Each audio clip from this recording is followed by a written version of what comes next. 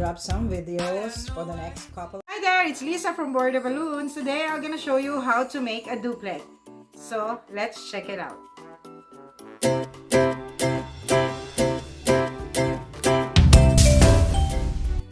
Duplet is basically two balloons tying them together.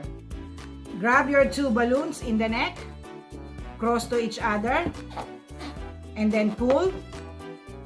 Lay one over the other or go around each other and then pull tight and then tie them together. Duplet.